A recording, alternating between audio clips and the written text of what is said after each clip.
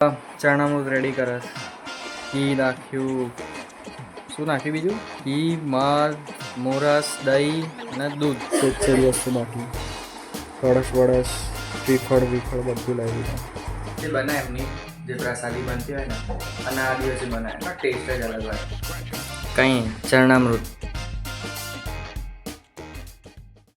Hello, good evening. પહેલી વાર મારો વ્લોગ મેં ચાલુ કર્યો છે.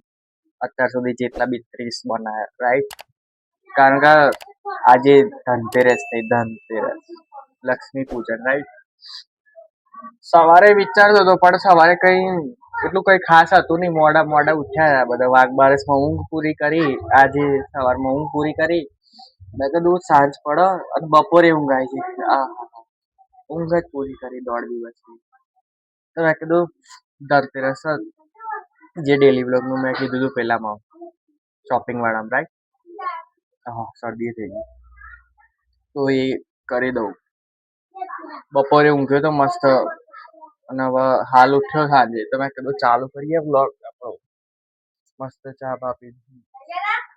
વાદળ અત્યારે બફારો મારે ખબર નહીં. બેઠો છું હાલ તો સીડીમાં. ખુલ્લું તો હા, વરસાદ આવે એવું લાગતું છે નહીં. હમણાં પૂજાની બધી સામગ્રી આવી જાય. પપ્પા હાલ લઈને બસ ગોઠવવાની બાકી છે. લઈને આવીએ એટલે પૂજા બતાવીએ પછી તમને મસ્ત. ચલો તો ગાઈઝ, મમ્મીએ દિવેટો રેડી કરી દીધી. આ ત્રીજો ટેક લેવો પડે મારા. 2 વાર મિસ્ટેક થઈ ગઈ આગળ. બાજુ પેલો લઈને આવ્યો હાલ ઉપરથી હું. હવે એના ઉપર પૂજા રેડી કરી દઈએ. પછી લક્ષ્મી માતાની પૂજા કરીએ, આરતી ઉતારીએ. દિવેટો મમ્મી રેડી કરી દે. મુહૂર્ત તો હાલ ચાલુ થઈ જ ગયો લગભગ. 5-10 મિનિટમાં અમે કરી દઈએ શરૂ લક્ષ્મી પૂજન. તો થોડી વાર પહેલા મમ્મી દિવેટો બનાવી રેડી કરી આરતીની થાળી, બરોબર? હવે ચરણામૃત રેડી કરસ. ઘી નાખ્યું. શું નાખ્યું બીજું? ઘી, મધ, મોરસ, દહીં અને દૂધ. 5 વસ્તુથી તૈયાર કર્યું ચરણામૃત. ચરણામૃત તો એક બાજુ રેડી થાય. બીજી બાજુ તમને બતાવું પપ્પા બાજુ ઉપર માતાજીનું પૂજા પણ બધું સેટ કરી રહ્યા હાલ. શું કંકુ ચરણા ને બધું તો આ રહ્યું માતાજીનું સેટ થઈ ગયું. સેજ વસ્તુ બાકી. કળશ વળસ શ્રીફળ વિફળ બધું લાવી દીધું. પછી થોડી વારમાં આરતી શરૂ કરીએ.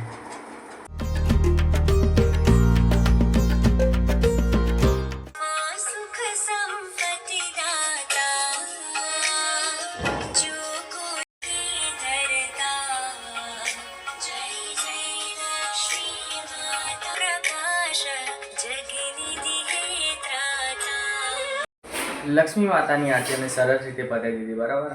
એમનો પૂજા કરી આરતી ઉતારીને હવે આ દિવસમાં તો હું રાહ જોઈને બેઠો. કારણ કે બીજા દિવસે બનાય એમની જે પ્રસાદી બનતી હોય ને અને આ દિવસે બનાય એનો ટેસ્ટ જ અલગ હોય. કંઈ ચરણામૃત, મોરસ, ઘી, દૂધ, દહીં, વાહ વાહ વાહ, ટેસ્ટ એકદમ જોરદાર. અને ઉપર તુલસીના પત્તાથી જે શણગારવામાં આવે ડેકોરેશન એનું, હા ખાવાની તો બીજા દિવસે બનાવી શકીએ, બરાબર? આપણે ટેસ્ટ કરવો ને તો એનો.